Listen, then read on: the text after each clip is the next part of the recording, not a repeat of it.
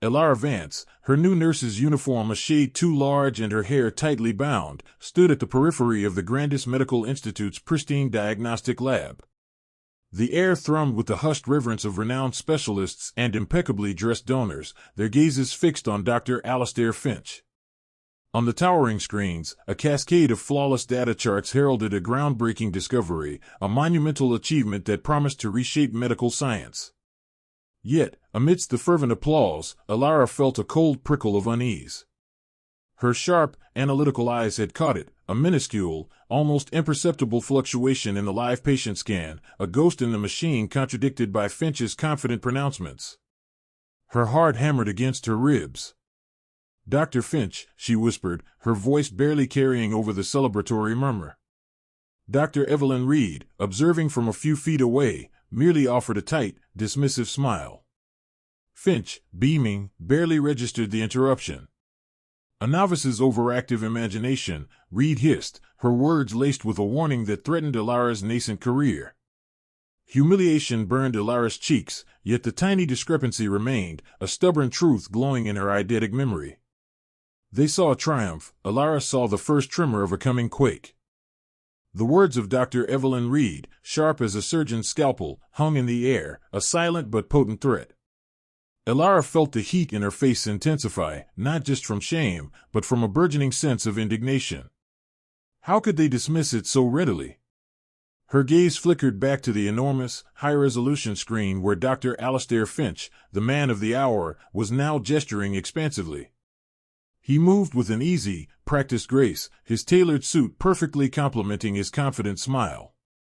His dark, neatly combed hair and intelligent eyes projected an aura of absolute authority and brilliance, an image he clearly cultivated with meticulous care.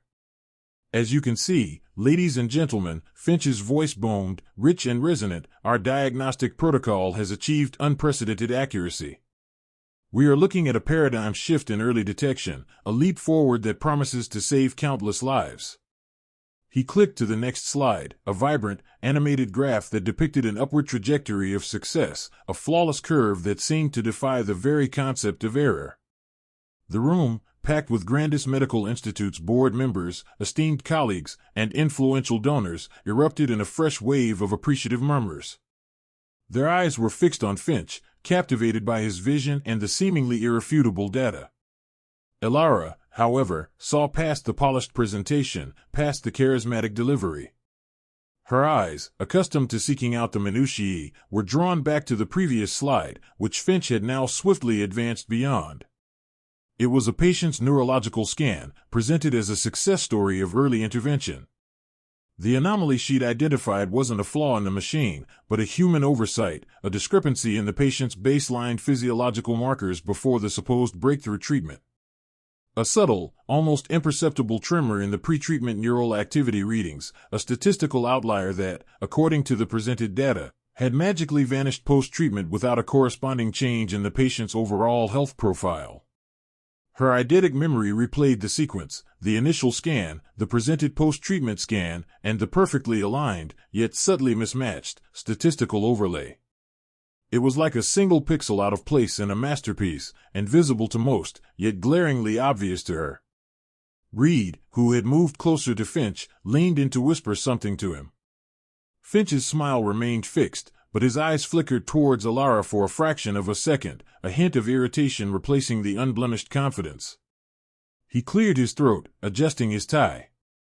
"Of course, in any groundbreaking research, there are always spirited interpretations of data, particularly from those new to the field," he said, his voice laced with a subtle, condescending amusement. He didn't name her, but his gaze swept pointedly over Elara, who stood near the back, her plain, slightly too big uniform making her feel even smaller, more conspicuous. A few polite titters rippled through the audience. Elara felt a fresh wave of heat rise to her cheeks, the public slight stinging more than any direct insult. Reed offered Elara a tight, patronizing smile. "Perhaps a closer look at our methodology during orientation would be beneficial, Nurse Vance," she intoned, her voice cutting through the celebratory atmosphere like ice. "These are complex statistical models, not simple ward charts." Her words were low enough not to truly disrupt the presentation, but loud enough to be heard by those standing nearby, including a few junior doctors who now eyed Elara with a mixture of pity and schadenfreude. Elara's hands clenched at her sides. She was not questioning the methodology but the data itself. The presentation continued, moving on to financial projections and future partnerships, the room buzzing with a triumphant energy that felt increasingly suffocating to Elara. She tried to dismiss it, to tell herself it was just her rookie nerves, an overzealous attempt to prove herself. But the image of that neural scan, the tiny, stubborn inconsistency, burned behind her eyes. It was a detail so minute, so easily dismissed as noise, yet her intuition screamed that it was a crack in the foundation. During a brief Q&A session, as Finch fielded questions about funding and scalability, Elara saw her chance. "Dr. Finch," she began, her voice a little too quiet, a little too strained, regarding the initial patient data on slide 12, the pretreatment neural activity. Was there any consideration given to adjusting for baseline physiological variances in the control group? Some of the values seemed unusually stable across multiple readings, even for a healthy subject. She tried to phrase it as a technical question, an inquiry, anything but an accusation. Finch paused, a micro-expression of annoyance flashing across his face before he recomposed his suave facade. He turned to her, a practiced, almost pitying smile on his lips. "An excellent question, Nurse Vance, and a very common one from those just starting out," he said, his tone dripping with condescension. "Our proprietary algorithms account for all known physiological variances, and indeed, eliminate spurious data points that might skew results. That's precisely what makes our findings so robust. We filter out the noise, ensuring only the purest, most relevant data is presented." He glanced pointedly at Reed, who gave a small, approving nod, then turned back to the room. "Any other questions, perhaps on the impact of this research, rather than its most rudimentary underpinnings?" The audience chuckled again, more openly this time. A few senior doctors exchanged amused glances, clearly seeing Elara as an amateur attempting to punch above her weight. Reed stepped forward, her hand gently but firmly resting on Elara's arm, a clear gesture of dismissal and warning. "Perhaps Elara needs a refresher on the Grandis protocol for data analysis," Reed suggested, her voice low and tight, meant only for Elara's ears. "We wouldn't want any misunderstandings to tarnish Dr. Finch's breakthrough, would we, Nurse Vance? Such misinterpretations can be career-limiting at an institution like ours." Her grip tightened slightly, a physical emphasis on the unspoken threat. Elara felt the blood drain from her face. Career-limiting. The words echoed in the sudden silence that had fallen around their small group. The weight of Reed's hand felt like an anchor, dragging her down. The eyes of the other junior staff were now openly pitying, some even looking away, embarrassed for her. Elara was not just being dismissed, she was being publicly put in her place, her intelligence questioned, her nascent professional standing undermined. She could feel the stares, the judgment. She was no longer just a new nurse, she was the novice who had dared to challenge the elite and been thoroughly, humiliatingly rebuked. Yet, even as the shame enveloped her, the tiny, aberrant data point continued to glow in her memory, a defiant ember in the crushing darkness of their dismissal. It was a truth no amount of charisma or authority could extinguish. She was isolated, cornered, and deeply, terribly alone in her conviction. The air in the Grandis Medical Institute's diagnostic lab, once buzzing with impressed murmurs and the low hum of sophisticated machinery, now thrummed with an uncomfortable, almost predatory silence. Elara felt the weight of it, pressing down on her like a physical force. Her cheeks burned, a betraying blush that crept from her neck to the roots of her simply pinned hair, a stark contrast to the immaculate white of her slightly too big uniform. She stood rooted to the spot, a lone, awkward figure amidst a sea of tailored suits and elegant gowns, her earlier, quiet interjection now echoing like a cannon blast in the sudden quiet. Dr. Alastair Finch, who had just been basking in the glow of collective admiration, slowly turned his gaze back to Elara. His smile, which moments ago had been expansive and confident, now thinned into something sharp and condescending. "Ah, Nurse Vance," he purred, his voice, usually so rich and resonant, now dripping with saccharine disapproval. Such youthful enthusiasm. One might almost mistake it for a profound insight, rather than, well, a simple misunderstanding of highly complex, peer-reviewed data. A ripple of low chuckles spread through the assembled elite. Wealthy donors exchanged knowing glances, their expressions ranging from mild amusement to outright disdain. Renowned doctors, who had been nodding along with Finch's presentation, now gave Elara pitying, or perhaps simply dismissive, looks. The message was clear: know your place, Junior. Dr. Evelyn Reed, her angular features set in a mask of controlled annoyance, stepped forward, her voice cutting like a scalpel. Nurse Vance, I believe Dr. Finch was quite explicit. This data has undergone rigorous analysis by no fewer than 3 independent review panels. Are you suggesting that not only our entire research team, but also these distinguished external bodies, have collectively overlooked a tiny aberration that you, fresh out of nursing school, have somehow divined? Her tone was not a question, but an indictment. Elara's throat felt dry, constricted. Her heart hammered against her ribs, a frantic drumbeat against the overwhelming silence. The tiny, aberrant data point still flashed in her mind's eye, a defiant red pixel against a sea of green. It was undeniably there, an outlier in a critical sequence, one that, to her analytical mind, broke a meticulously observed pattern. But how could she explain her intuition, her eidetic recall for such nuances, to a room that revered only quantifiable, established authority? No, Dr. Reed, Elara managed, her voice a reedy whisper, almost lost in the vastness of the lab. She cleared her throat, trying to inject some conviction, some strength. Not divined. Observed. It's a statistical anomaly in the patient response profile 7 gamma, specifically regarding the cytokine production following the 3rd dosage sequence. It's minuscule, but it shifts the overall distribution curve away from the projected mean by almost a full standard deviation in that subset. A low murmur arose, this time more confused than amused. She was using their language, but applying it in a way they clearly found inappropriate. Finch raised an eyebrow, a dismissive flick of his wrist. Statistical anomaly, Nurse Vance? In a data set of thousands, such minor fluctuations are expected. They are noise, easily filtered out as insignificant. Are you truly suggesting we redraw our conclusions based on a single, negligible data point that deviates from the overwhelming trend? He turned to the audience, a performative sigh escaping his lips. Such is the danger of limited perspective, I suppose. An excellent nurse, I am sure, but the intricacies of advanced statistical analysis are perhaps beyond her purview. Reed stepped closer, her shadow falling over Elara. Let's be frank, Nurse Vance. Your role is patient care, not data interpretation. You have no formal training in advanced biostatistics, nor the experience to challenge the findings of a team with decades of combined expertise.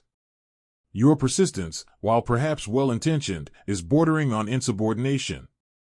It undermines the integrity of this presentation and, quite frankly, the trust we place in our junior staff.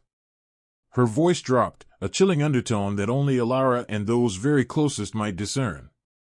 Such actions have consequences, Elara. Especially at Grandis. The implicit threat hung in the air, heavy and suffocating. Consequences.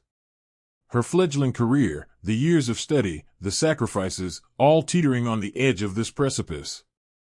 She could feel the stares of her new colleagues, some of whom she recognized from orientation, now watching with wide, uncomfortable eyes. They wouldn't dare come to her aid.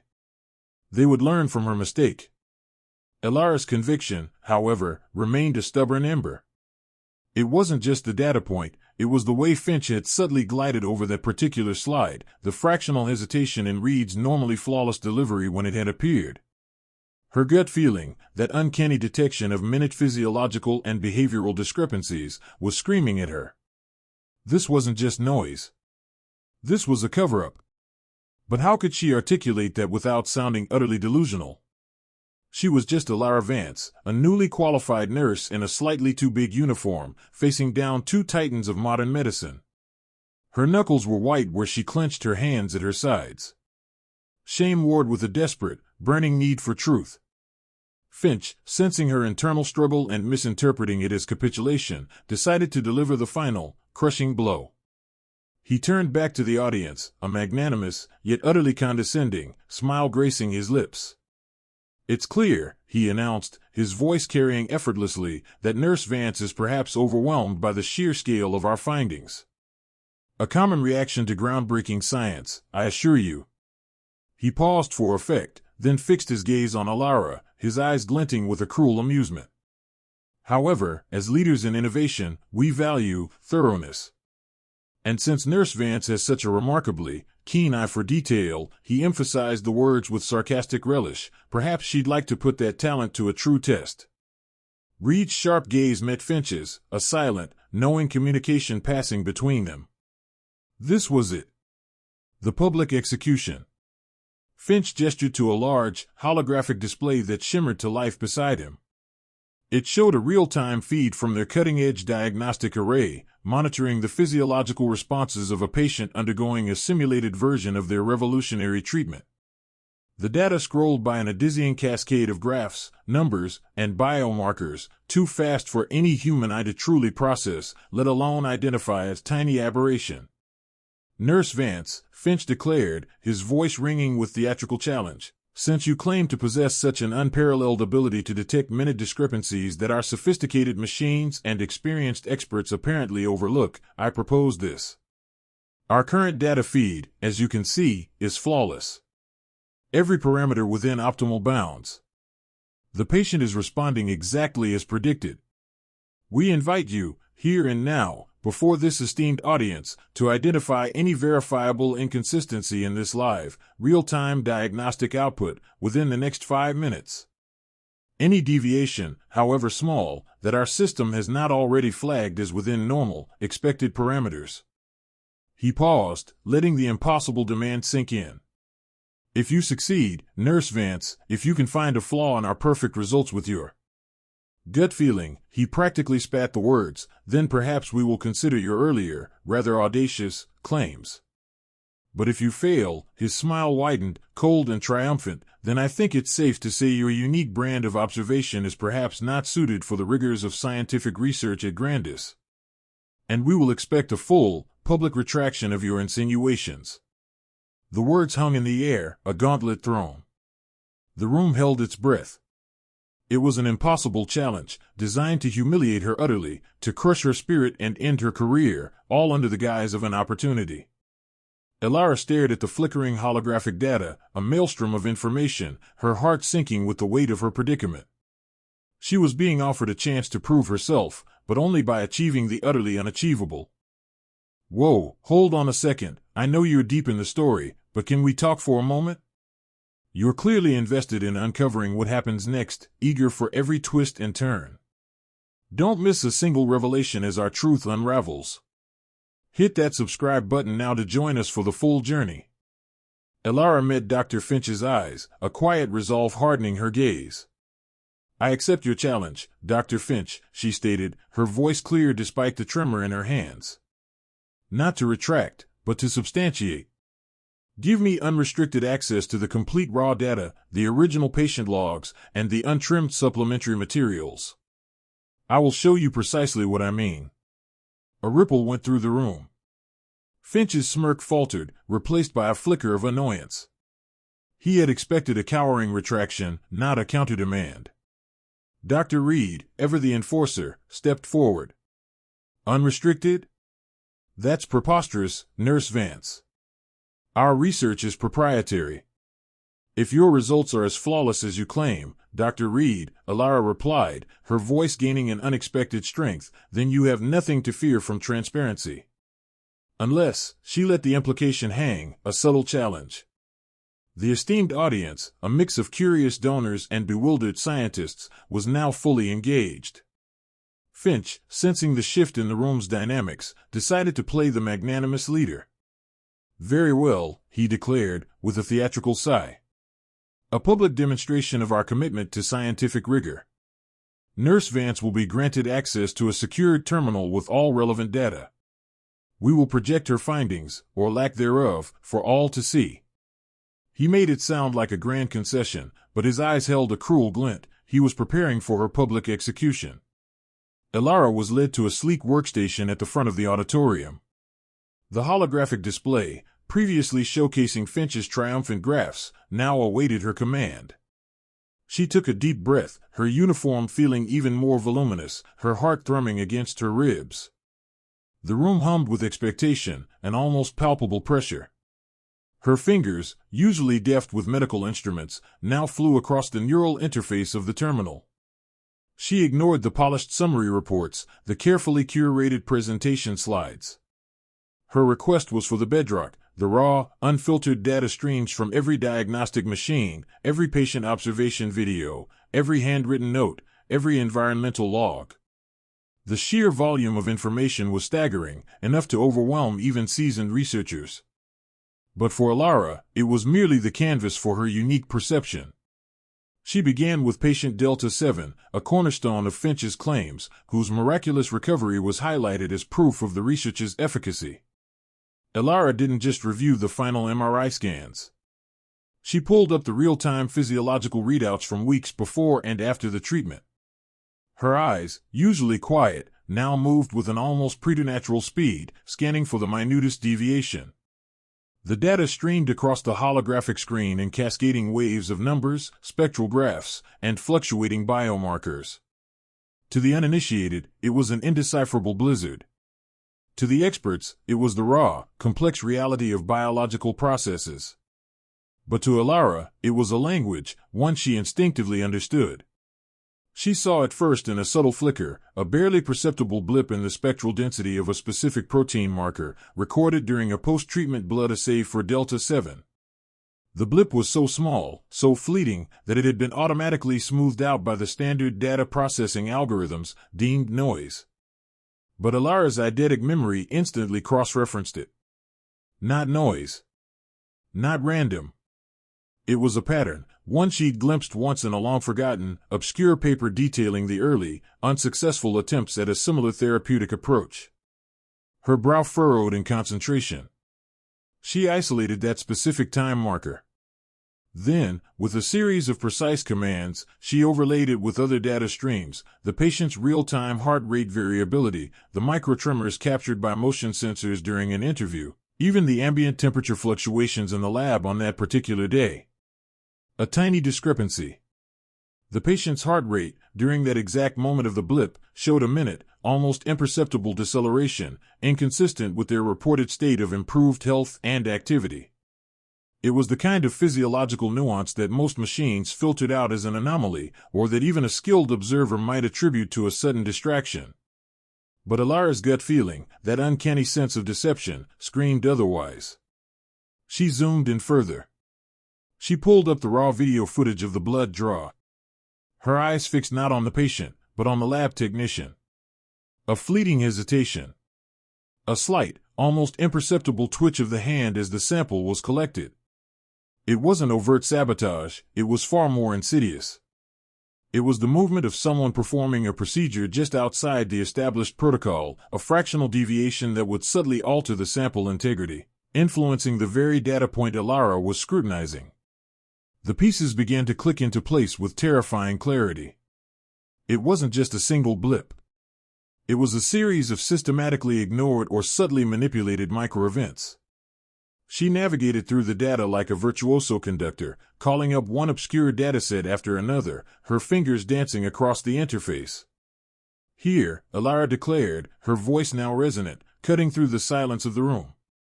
She pointed to a section of the holographic display, isolating a sequence of data points. In patient Zeta 3's pre-treatment data, we see an elevation in the control biomarker, labeled as a baseline. However, if we cross-reference this with the archived environmental logs for that week, we find an atypical spike in a common airborne allergen within the sterile lab environment.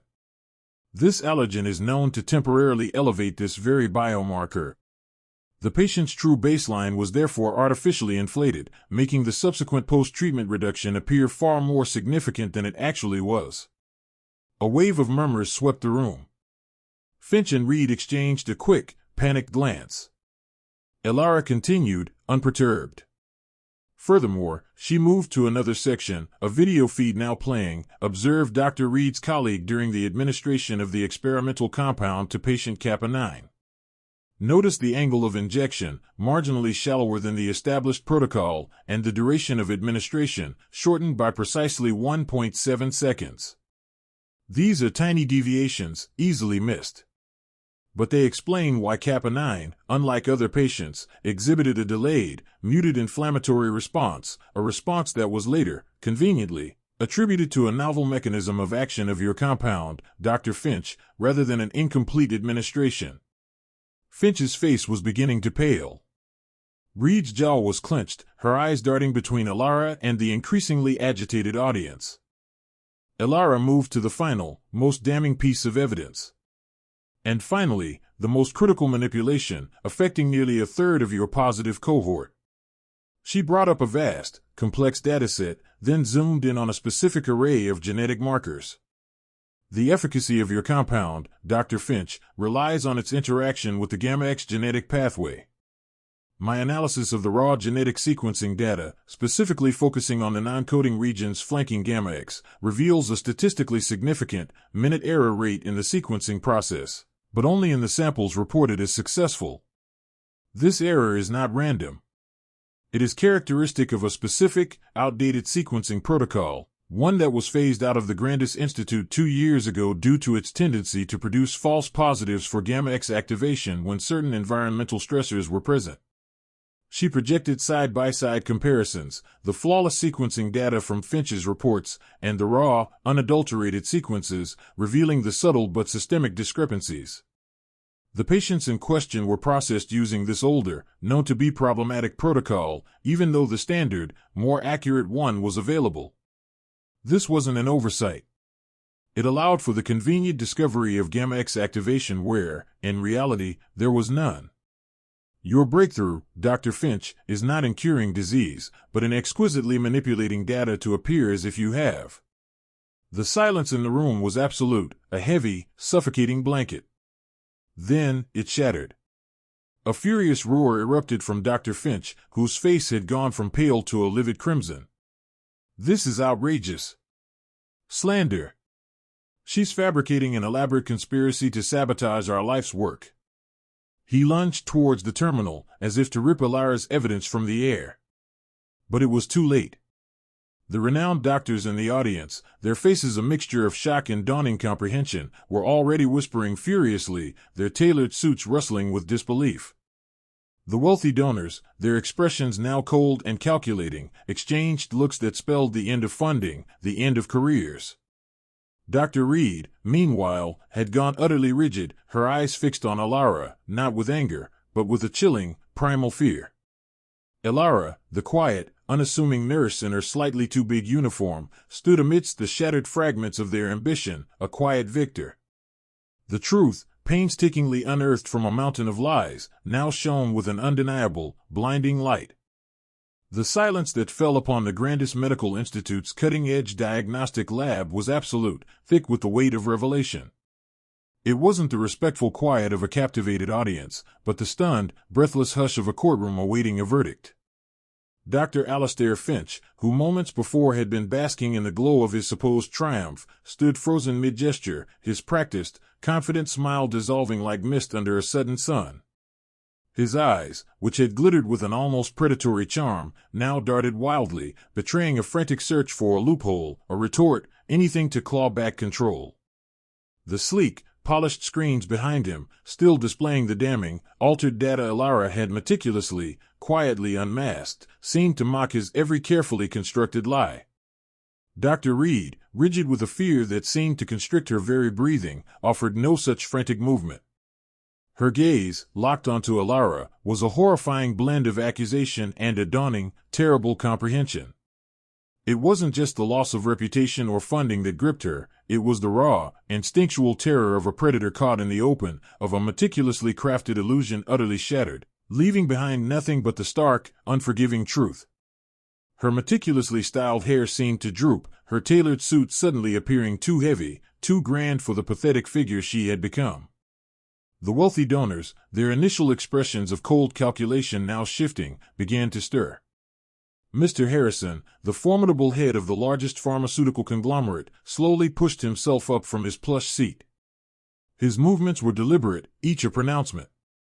He didn't speak, but the slight, almost imperceptible shake of his head was more devastating than any shouted accusation. Other donors followed his lead, their carefully maintained visages cracking to reveal a spectrum of emotions, profound disappointment, a flash of righteous anger, and for some, a dawning respect for the unassuming nurse who had dared to speak up.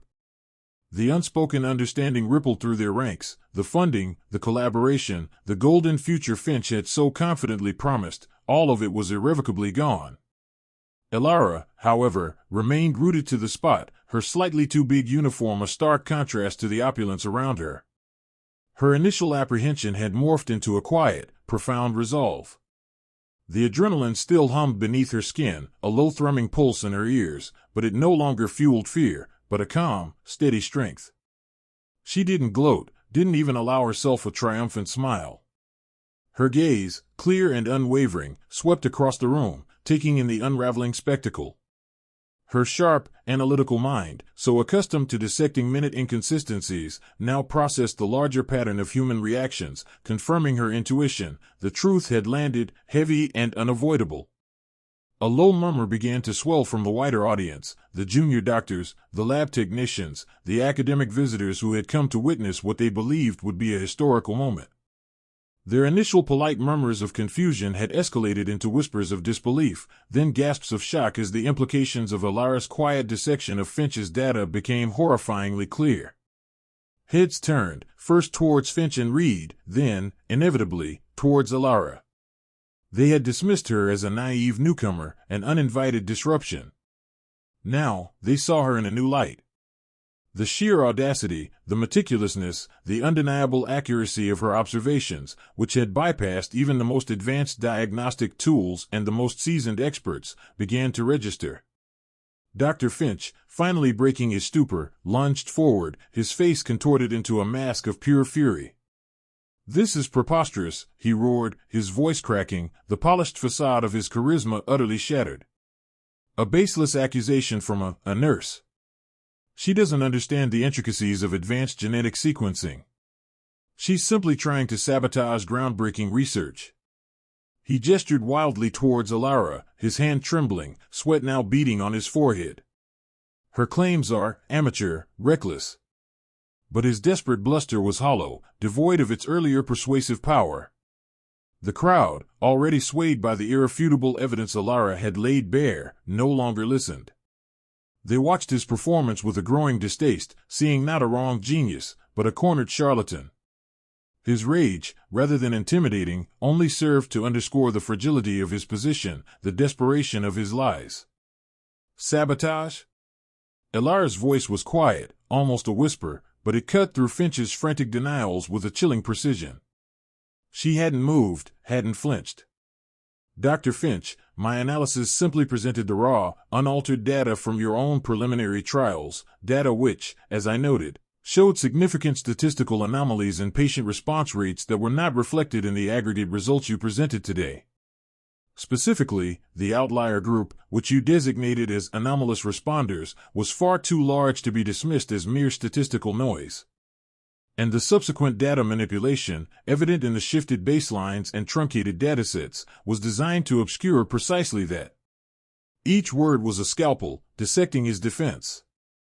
The scientific community members in the audience, initially skeptical, now leaned forward, scrutinizing the projection screens where Elara's highlighted discrepancies still glowed.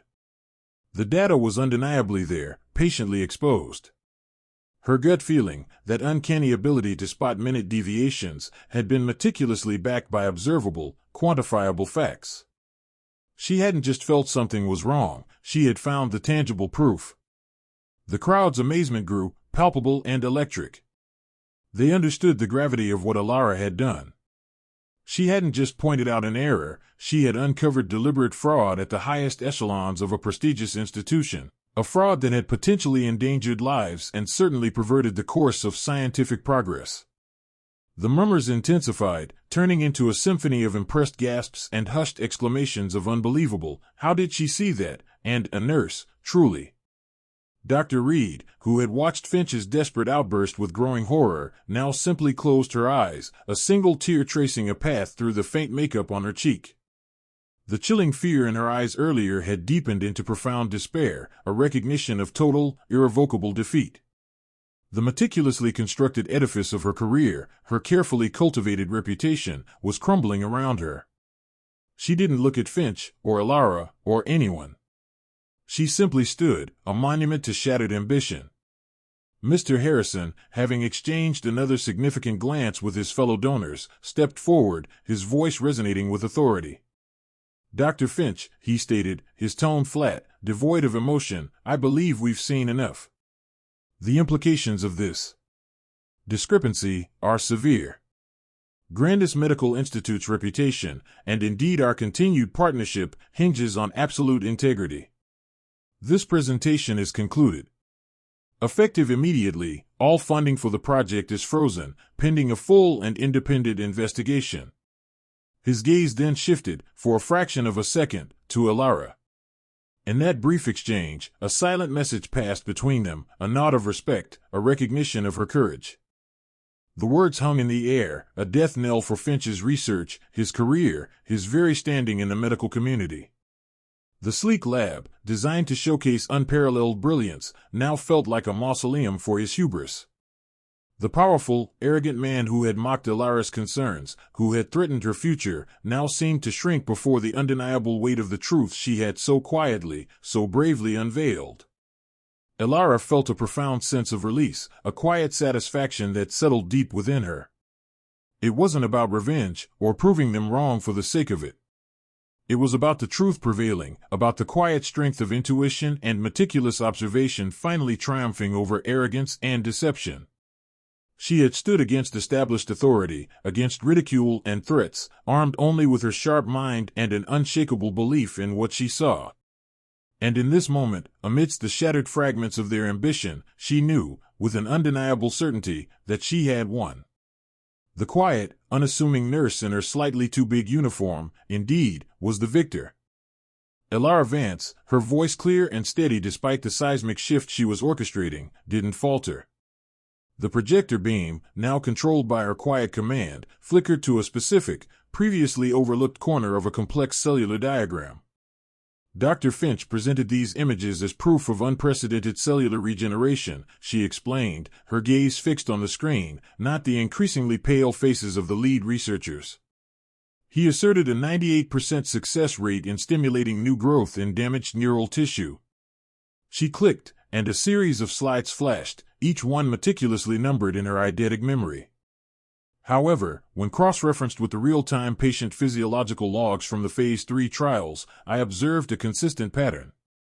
She paused, letting the weight of her words settle. In 8 out of 10 of the successful trials involving patients G314 through P701, a subtle but critical anomaly was present.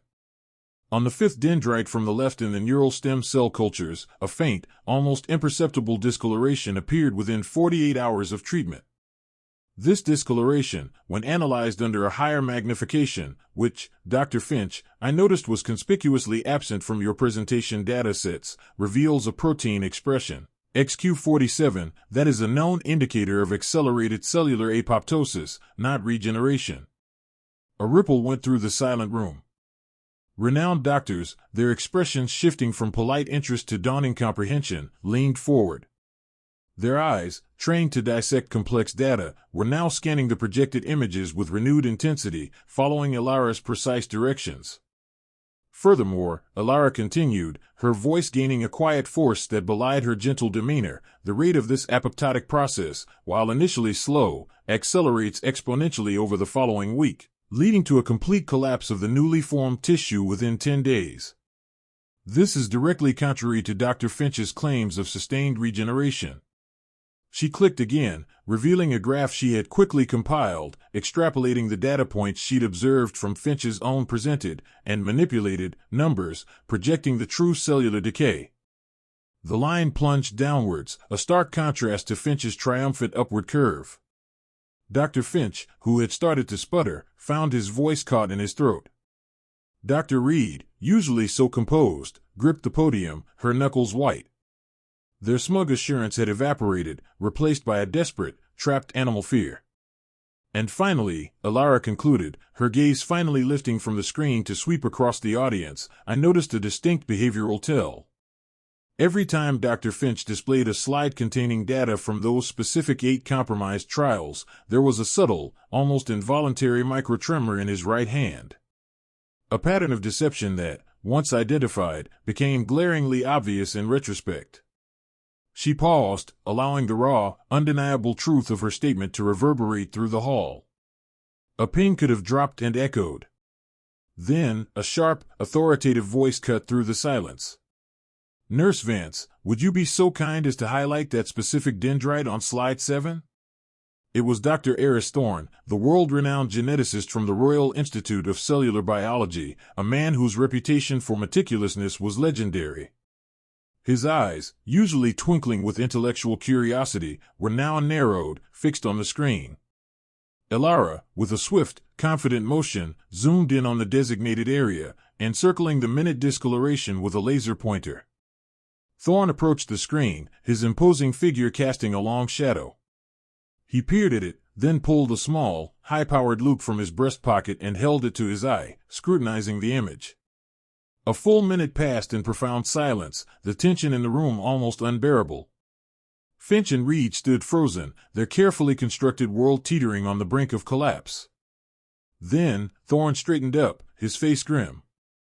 He turned, not to Alara, but to Finch and Reed, his expression a chilling mixture of professional disappointment and righteous fury. Nurse Vance is correct, he stated, his voice ringing with absolute authority. The XQ47 protein expression, however faint, is unequivocally present. And the pattern she describes, a clear indicator of programmed cell death, not growth. This isn't merely an oversight. This is a deliberate falsification of data. The floodgates opened. Whispers erupted, escalating into a furious murmur. Another esteemed colleague, Dr. Lena Petrova, a biostatistician known for her razor-sharp mind, stepped forward, her tablet in hand. She had evidently been rerunning numbers based on Alara's allegations.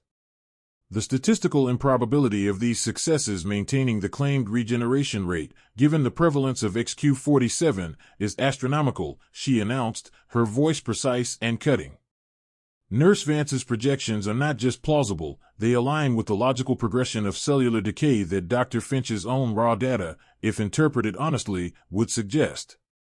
The atmosphere in the prestigious lab had transformed from one of anticipation and celebration into a crucible of professional outrage. Wealthy donors, realizing their significant investments had been based on fraudulent claims, began exchanging furious glances. Reputations, careers, and vast sums of money were now at stake. Dr. Finch's face, once the picture of confident charm, was now a mask of frantic desperation. He tried to speak, but only a choked gurgle emerged. Dr. Reed, her carefully coiffed hair now appearing disheveled in her distress, stumbled backward, bumping into a display table, sending a glass of water crashing to the floor. The sound, sharp and final, was the cracking point. This was the maximum impact moment. The shattered glass seemed to echo the shattered fragments of Finch and Reed's ambition, the deceit laid bare for the world to see. The grand lie, painstakingly constructed, had been meticulously unraveled by a quiet, unassuming nurse. Finch, seeing the cold, accusing glares from his peers and the institute director who had approached, his face thunderous, finally sagged, his shoulders slumping in utter defeat. Reed, her eyes wide with panic, looked around as if seeking an escape, but there was nowhere to hide. Alara stood quietly by the projector, her slightly too big uniform a stark contrast to the tailored suits and designer dresses surrounding her. The quiet girl who had been dismissed as a naive rookie, the target of their ridicule and threats, had, with nothing but her sharp mind and unshakable belief in the truth, brought down giants. The profound satisfaction of truth prevailing over arrogance and deception washed over her. She had won. The quiet, unassuming nurse, indeed, was the victor. Security personnel, already alerted by the commotion, discreetly moved in. The esteemed doctors, now with a renewed respect for Alara, began to gather around her, not with questions of doubt, but with expressions of awe and apology. The director, his face still stern but now directed solely at Finch and Reed, instructed the guards. Escort Dr. Finch and Dr. Reed out of the building. And secure all their research data for a full, independent audit. As Finch and Reed were led away, their heads bowed in disgrace, the room began to buzz with a different kind of energy. It was a new dawn for Grandis Medical Institute, purged of its deceit, and a new beginning for Alara Vance. Her quiet strength had not just prevailed, it had redefined what was possible. The abrupt departure of Finch and Reed left a vacuum in the opulent lab, thick with the silence of stunned revelation. For a beat, no one moved, no one spoke. The polished surfaces of the diagnostic machines seemed to hum with an unspoken judgment. Then, a low, collective murmur began to ripple through the assembled elite, growing quickly into a cacophony of hushed, incredulous whispers. Eyes, previously fixed on charts and projections, now darted between the empty space where the disgraced researchers had stood and, inevitably, to Alara Vance. Alara, still clutching the tablet, felt the weight of their collective gaze. A wave of profound, shuddering relief washed over her, so intense it almost buckled her knees. The suffocating apprehension that had been her constant companion for weeks finally lifted, replaced by a quiet, burgeoning sense of rightness. Her shoulders, so long hunched in defense, suddenly relaxed. She hadn't sought this attention, didn't crave the spotlight, but as the first tentative clap broke through the din, a lone, resonant sound from a distinguished donor in the third row, and then spread like wildfire through the room, Alara felt a warmth bloom in her chest. It wasn't triumph, not in the arrogant sense, but a deep, quiet satisfaction. A validation that her intuition, her meticulous observation, had served truth. Director Thorne, his face still etched with the gravity of the recent exposure, stepped forward, commanding attention without raising his voice. "Ladies and gentlemen," he began, his tone resonating with newfound resolve, "what you have witnessed tonight is a profound failure of oversight within our institution. A breach of trust, and a betrayal of the scientific integrity Grandis Medical Institute was built upon." He paused, his gaze sweeping the room, then settling on Alara. "And you have also witnessed, in Nurse Vance, the unwavering courage of integrity. Her quiet diligence, her refusal to let truth be obscured by ambition, has saved us from a path of catastrophic deception." He extended a hand towards Alara. "On behalf of Grandis Medical, and indeed, on behalf of every patient who might have been affected by this fraudulent research, I offer our deepest gratitude to Nurse Vance. She has reminded us all that true breakthroughs are not achieved through shortcuts, but through meticulous dedication and an uncompromising commitment to the truth." A fresh surge of applause erupted, louder and more confident this time, many of the renowned doctors now offering genuine smiles and nods of respect to Alara. She managed a small, almost imperceptible nod back, her cheeks flushing. Her heart pounded, not from fear, but from the sheer, overwhelming shift in the atmosphere. The weight of her uniform felt different now, no longer a symbol of her junior status but of her essential role in the very fabric of patient care and, as it turned out, scientific integrity.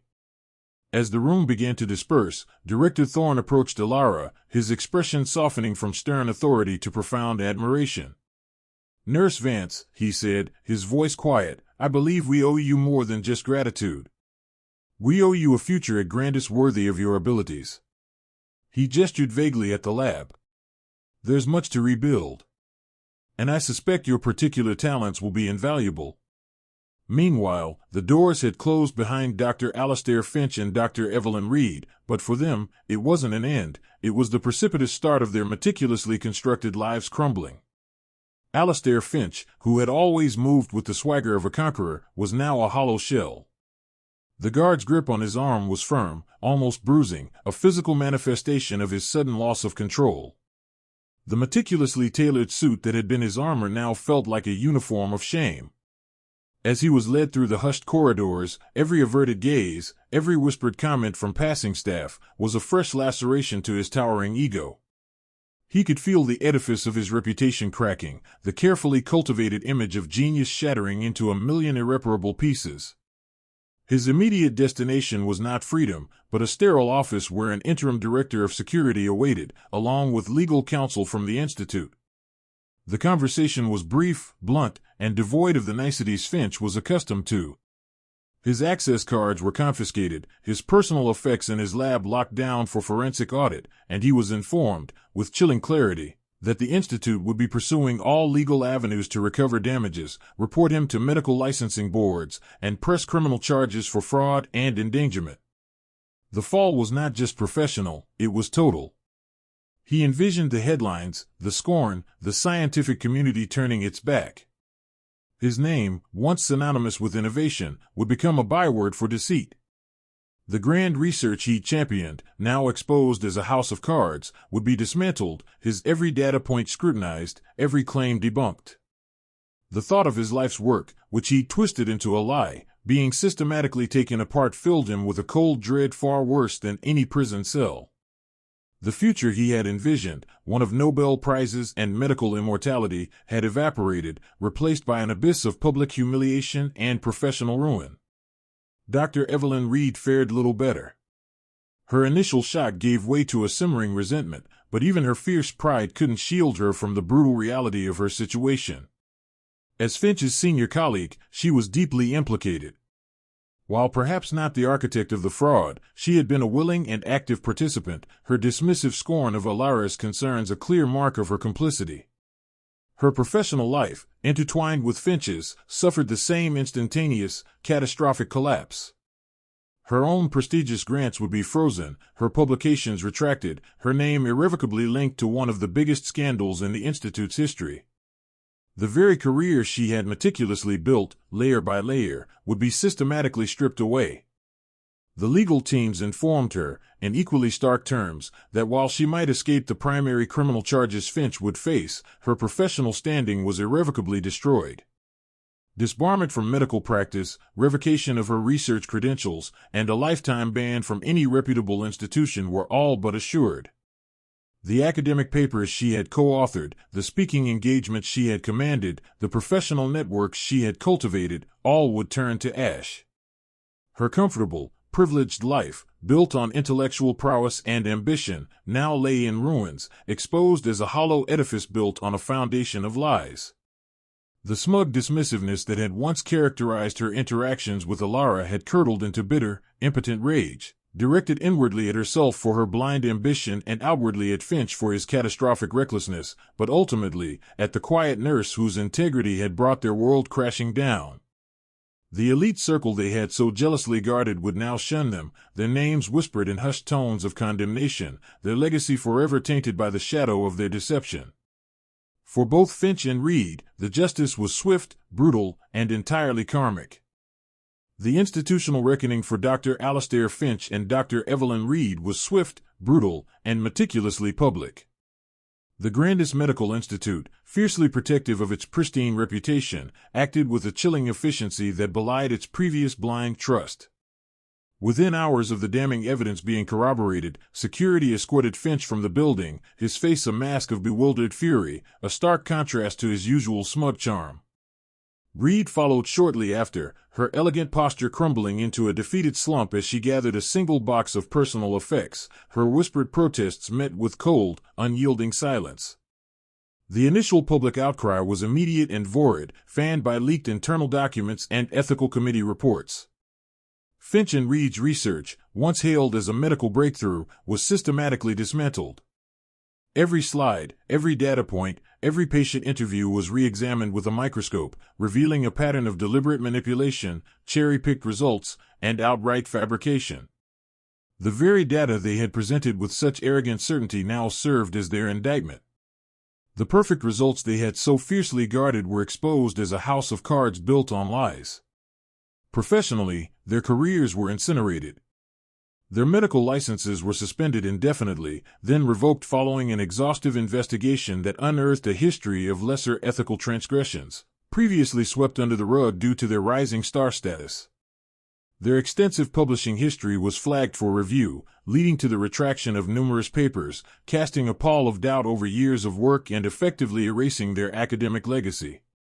They were stripped of their professorships, their research grants frozen, and their names systematically expunged from the Institute's roster of esteemed scientists. No other reputable institution would touch them. Their fall from grace was a cautionary tale whispered in every hallowed hall of medical research. The karmic justice extended beyond their professional lives.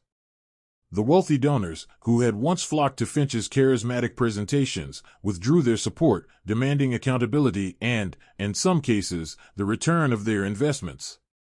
Lawsuits from disillusioned patients and their families, whose hopes had been cruelly raised and dashed, began to mount, threatening financial ruin that dwarfed the considerable wealth they had accumulated through their deceit. Finch, whose ambition had been his driving force, found himself not only professionally bankrupt but also socially ostracized. The elite circle they had once commanded now shunned them, their calls unanswered, their presence unwelcome. Reed, who had always valued her image and social standing above all else, found herself isolated, the recipient of icy stares and whispered condemnations wherever she went. Their once impeccable tailored suits now felt like a uniform of shame, their former associates now mere shadows that avoided their gaze. The bitter, impotent rage that had consumed them on the night of their exposure continued to fester, turning inward as they blamed each other, their once unbreakable alliance dissolving into mutual recrimination and contempt. They were left with nothing but their shattered egos and the hollow echoes of their former glory, their legacy forever tainted by the shadow of their deception. For Alara, the immediate aftermath was a blur of interviews, commendations, and a strange, unfamiliar quiet. The tension that had coiled in her gut for weeks finally unwound, leaving her feeling utterly drained but profoundly, unequivocally relieved. The initial shock of the revelation had rippled through the Grandis Medical Institute, and then through the wider medical community, a seismic event that shook the very foundations of trust. The Institute's director, a man whose stern demeanor usually intimidated Alara, had personally sought her out, his face etched with a mixture of grim understanding and genuine gratitude. He offered her a promotion, a position in the very diagnostic lab she had exposed, tasked with developing new protocols for data verification, along with a full scholarship for advanced degrees. He spoke of her unprecedented insight and unwavering integrity, words that felt alien on his tongue when directed at her. The board members, many of whom had initially dismissed her concerns, now looked at her with a reluctant respect, a silent acknowledgement of her acuity. The media, too, sought her out, eager to sensationalize the story of the quiet nurse who brought down two titans of medicine. Offers for interviews, book deals, and public speaking engagements flooded the Institute's communications department, all waiting for her approval. It was a dizzying array of opportunities, a stark contrast to her predictable, anonymous life on the ward. But as the initial euphoria faded, a sense of unease settled within Alara. She listened patiently to the offers, the effusive praise, the promises of a brilliant, high-profile career. She understood the weight of their gratitude, the necessity for the Institute to champion her as a symbol of their renewed commitment to ethics. Yet, none of it resonated with the quiet purpose that had always driven her. The bright lights of the diagnostic lab, the tailored suits of the elite, the clamor of public attention, they all felt artificial, like a costume she was being asked to wear. Her gaze kept drifting to the sterile white walls of the Institute, not the cutting-edge labs, but the hallways leading to the patient wards. She saw the quiet rhythm of care, the subtle shifts in a patient's breathing, the unspoken anxieties in their eyes, the delicate balance between hope and despair.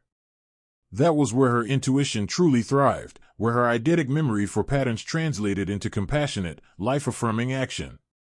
Her sharp, analytical mind wasn't designed for the grand stage of scientific discovery, but for the intricate, deeply human puzzle of individual health. After careful consideration, Alara politely declined the promotion, the scholarships, the media circus. The director looked bewildered, then mildly disappointed, but a flicker of understanding eventually crossed his face. "Are you certain, Nurse Vance?" he asked, a hint of genuine concern in his voice. "I am, sir," she replied, her voice soft but unwavering. "My place is with the patients. That's where I feel I can do the most good." Her decision surprised many, perplexed some, and secretly delighted a few of her senior nursing colleagues, who saw it as a testament to her grounded nature. The grand offers, the external validation, the fleeting approval of the elite, she realized they were just that, external.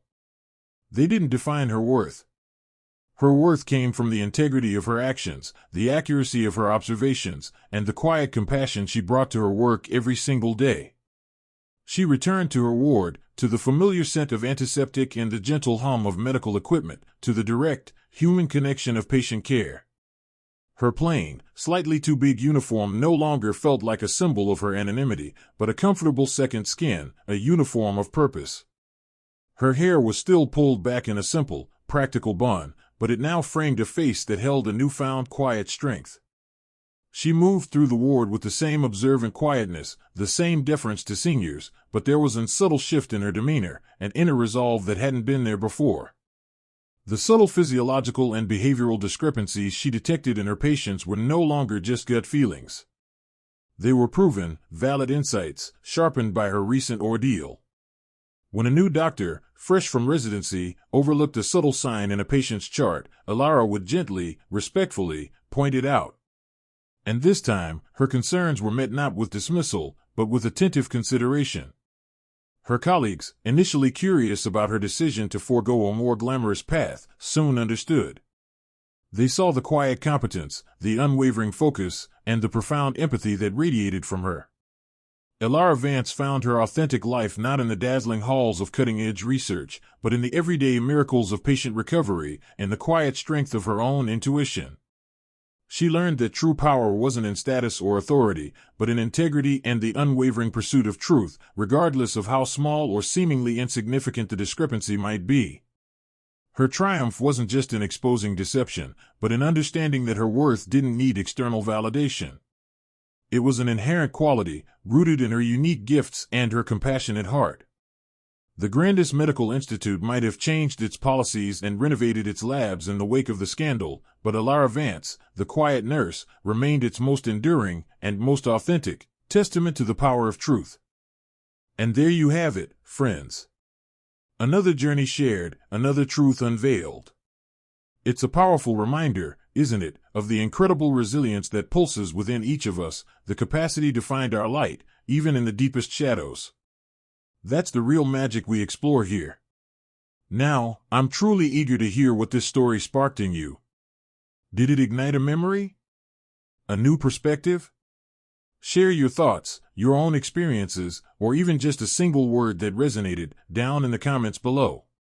This isn't just my channel, it's our evolving community, a space where we connect, learn, and lift each other up. If you felt that connection, if these stories stir your spirit, then I invite you to join us.